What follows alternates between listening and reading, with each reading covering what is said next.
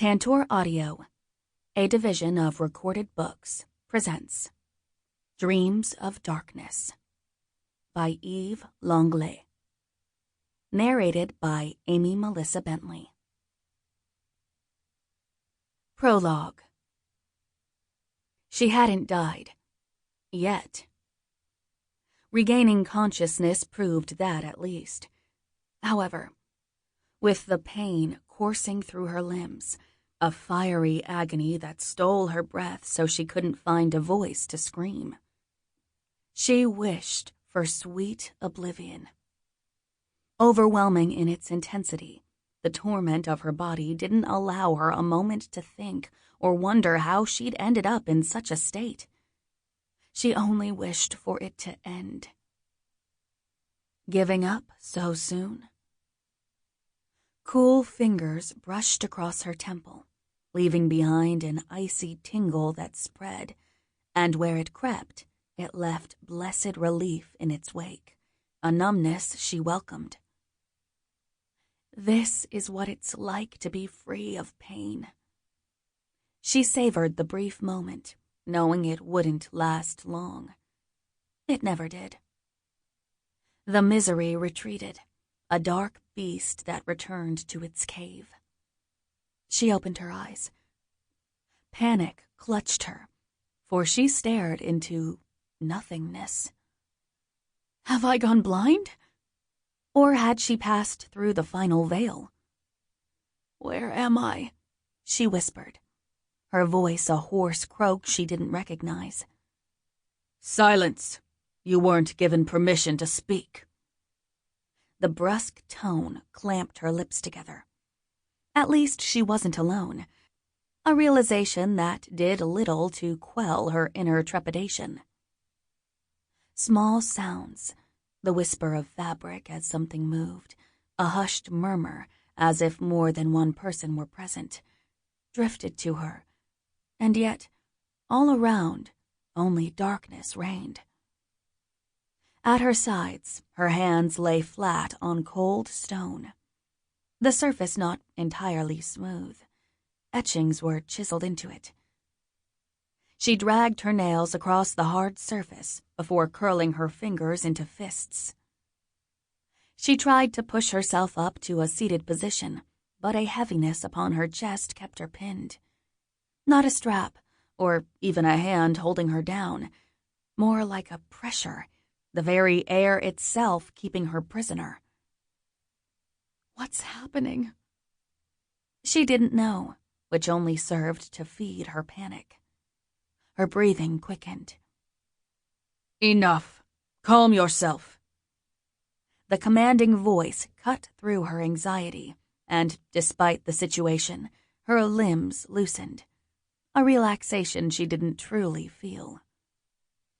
It is time, a deep voice announced. Time for what? She wanted to ask. However, her mouth would not respond. What is your name? Cold and impersonal, the questioner, not the same one who'd spoken before, paused to allow her time to answer. Caught in the dark, bodiless limbo, she could only look within herself, an even scarier vacuum. She peeked around every corner of her mind, looked for doors to open, any hint of an answer. She found nothing, not even an echo. Aching sorrow gripped her as she whispered, I have no name. I am nobody. Where do you come from? Another query by the faceless voice that made her want to scream. Who are you, and what do you want? Instead, the answer rose without conscious thought and slipped from her mouth. Nowhere. What do you remember? Once again, she reached into the shadowy recesses of her mind, searching for something, anything. Who am I? Only a hollow void loomed around her. Nothing. What are you? Finally, a question she had an answer for. How could she not, when it rang in her head, screamed at her in all its ugliness? A tear streaked down her cheek. Forsaken. Chapter 1. The hushed silence of anticipation caught Logan's attention as he prowled the deserted sidewalk, running along the front of the unlit storefronts. Very few legit businesses stayed open in this part of town once twilight fell.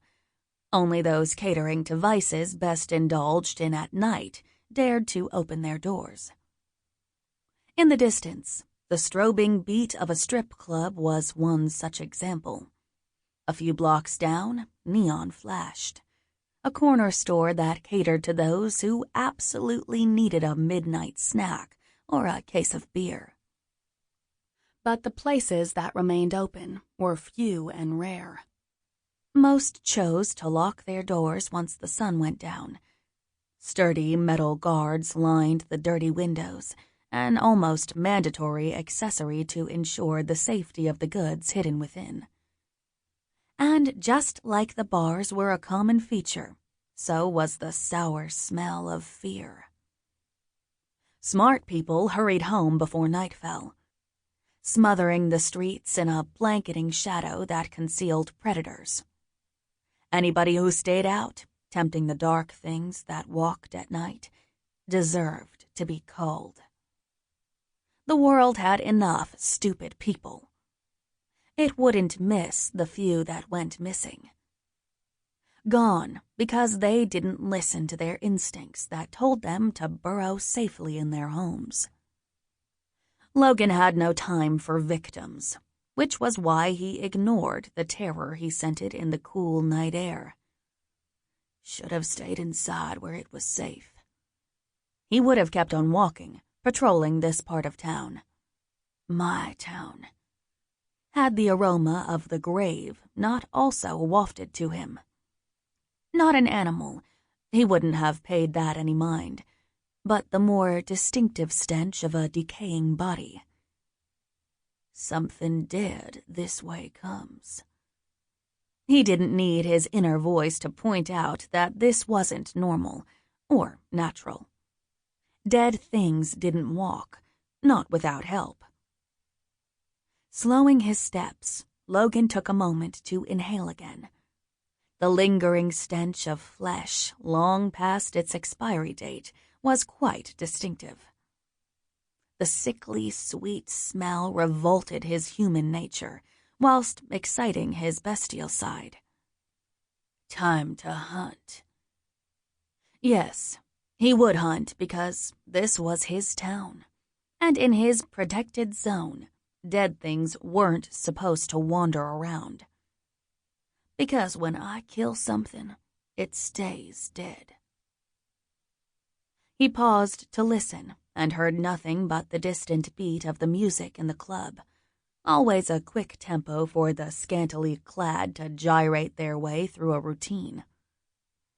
His eyes, which could perceive things better than any human, even in the dark, scanned the area around him. He noted naught out of place.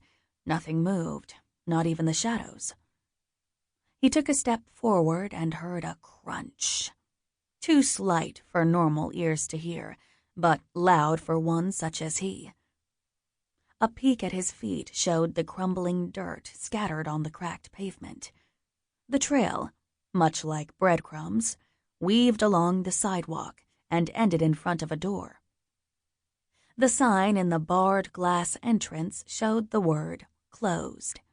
However, a slight push on the portal betrayed its unlocked state. Peering quickly upward, Logan checked for a bell or other chime that would betray him when he passed through the entrance. Nothing.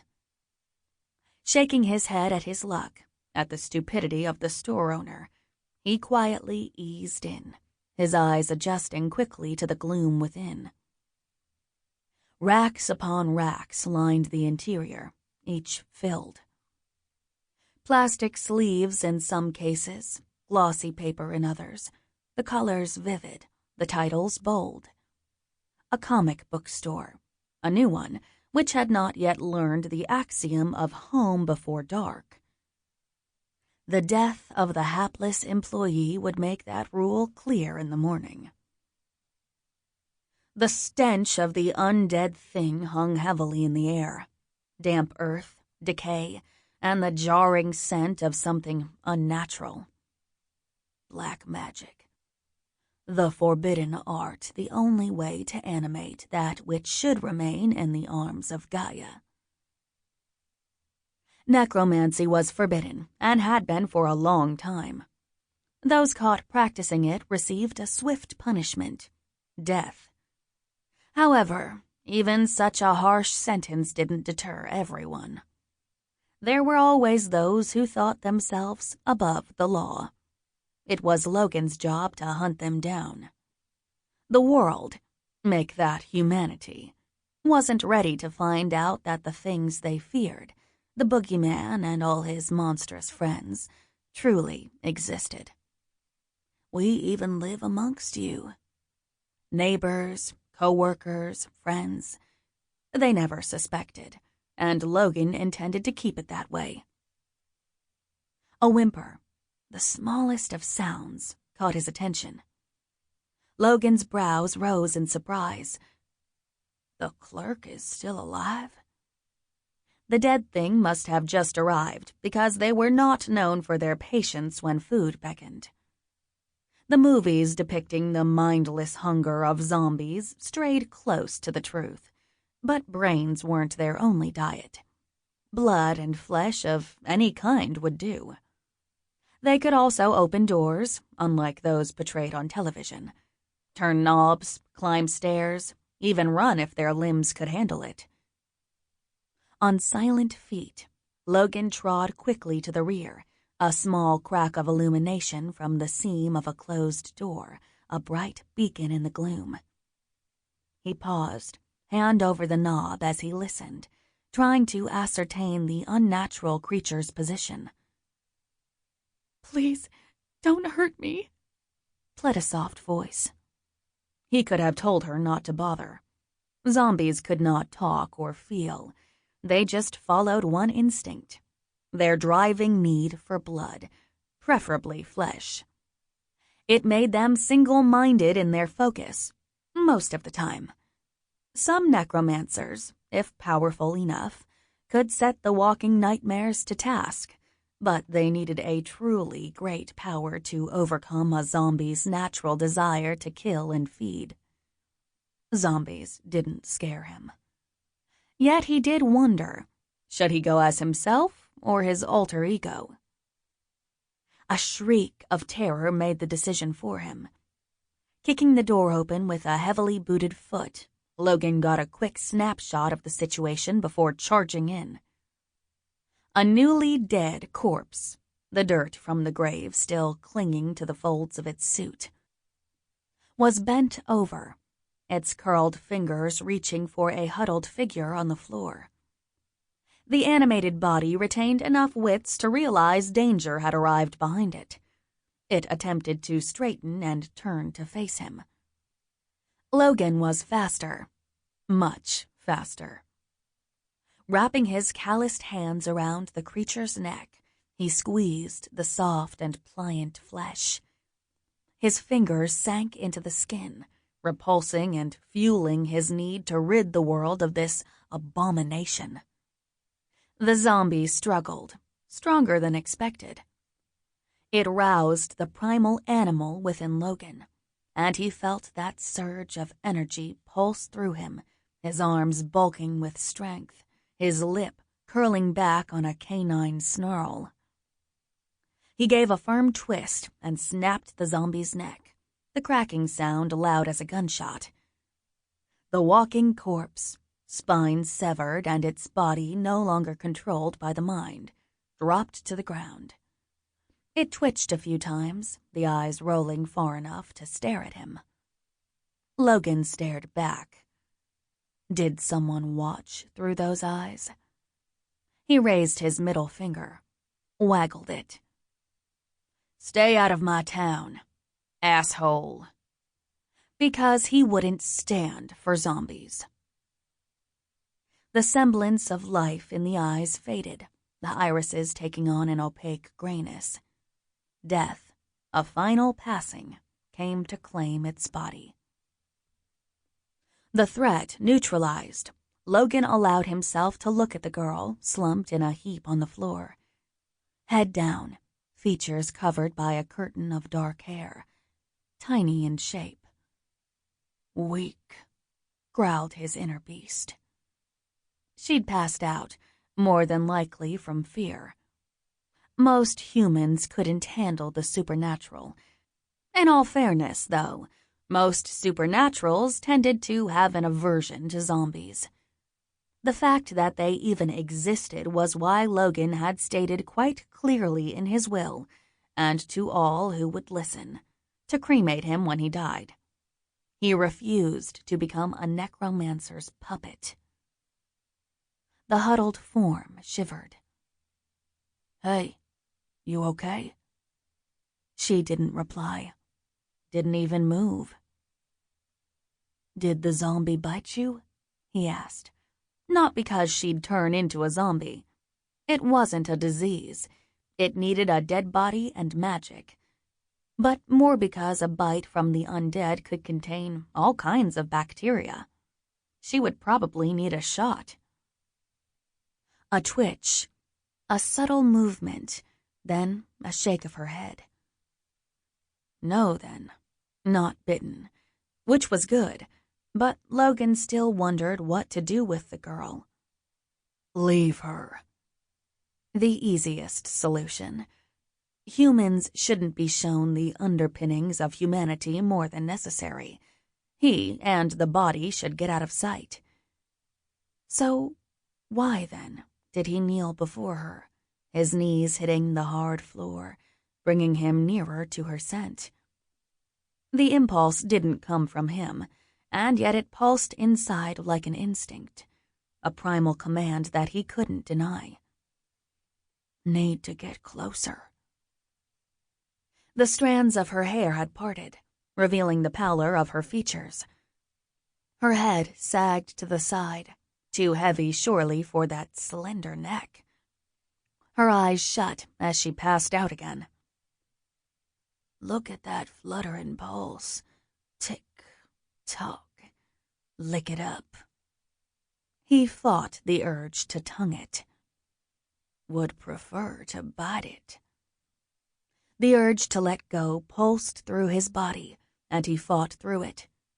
Breathed deeply, kept control. But he didn't do it by turning away from the object of his fascination. Real men didn't run from shit.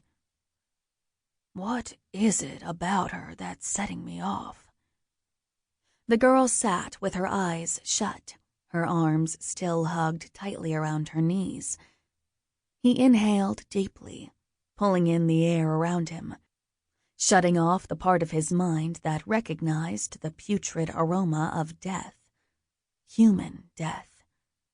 He looked past it, the other perfume nestled underneath it.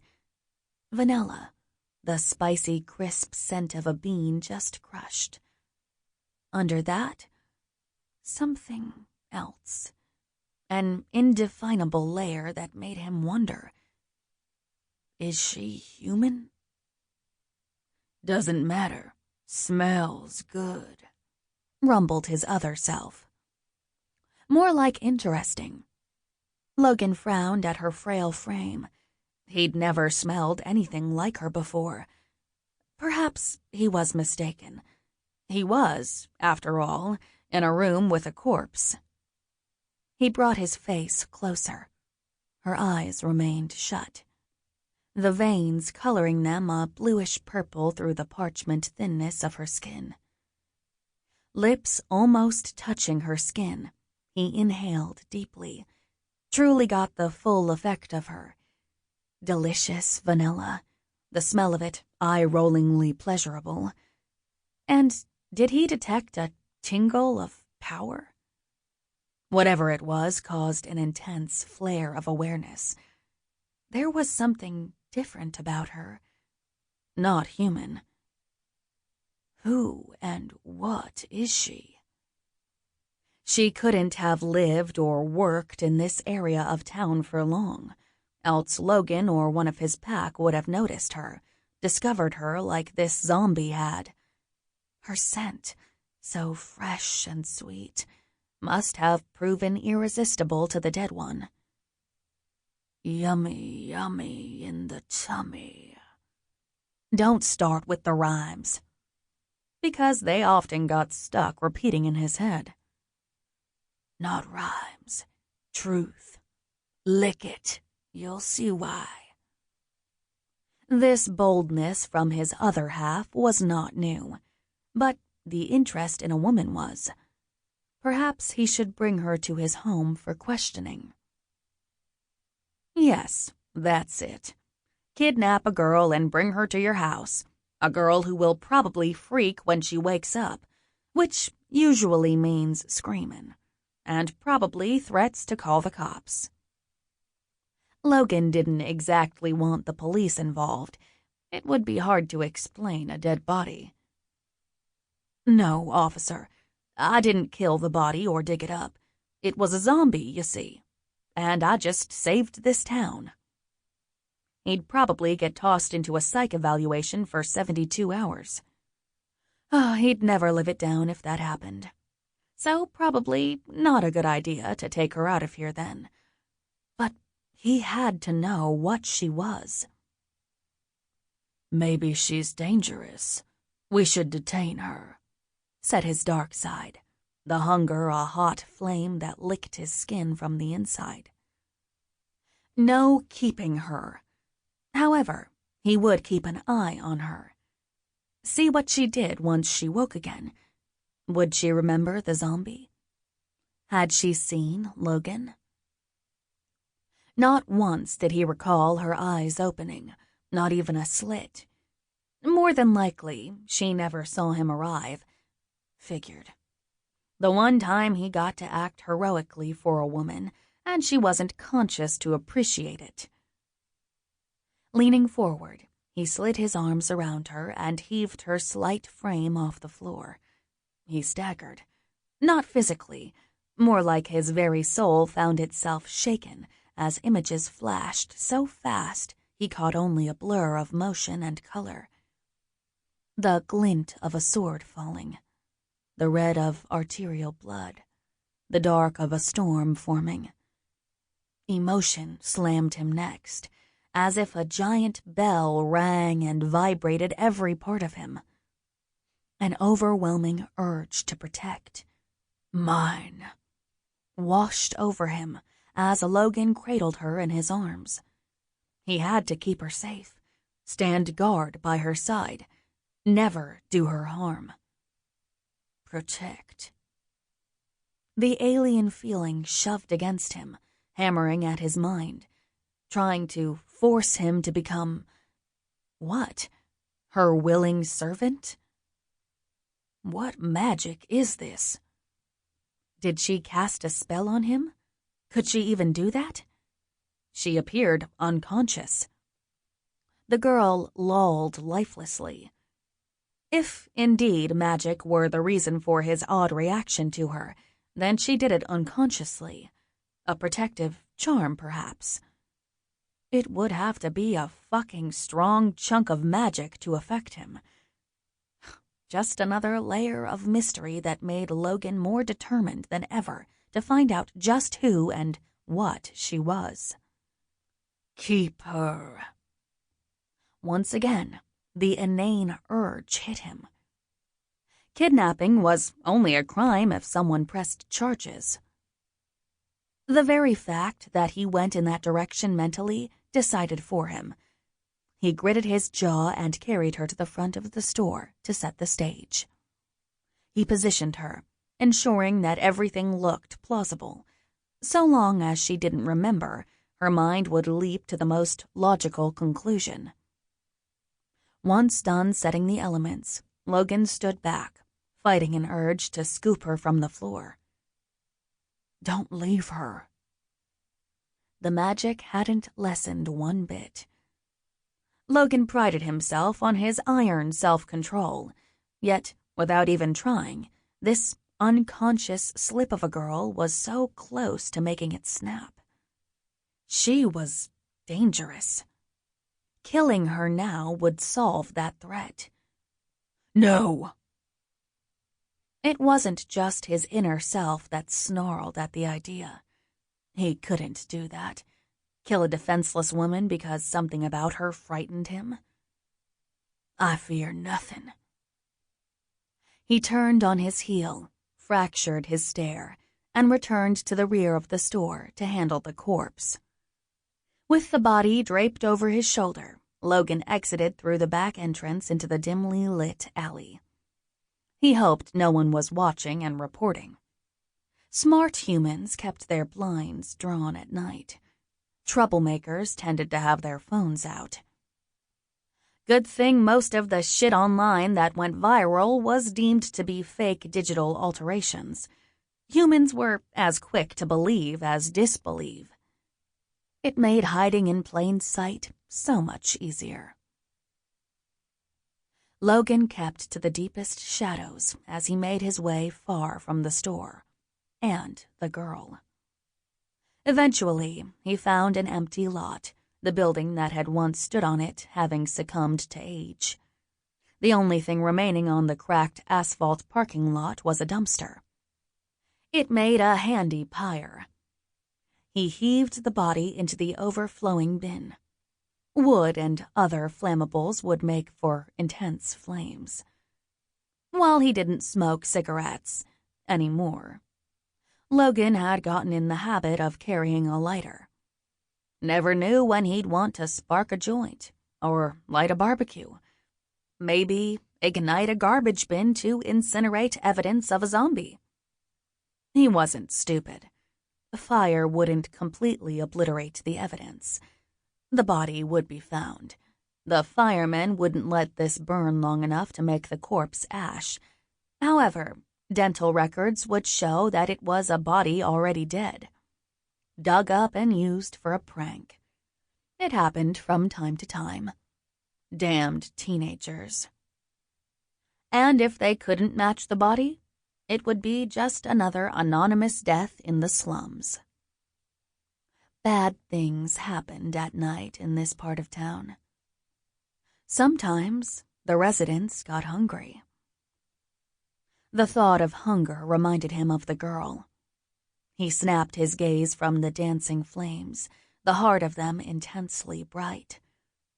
He hoped the necromancer still had enough of a link with the thing to feel a little heat.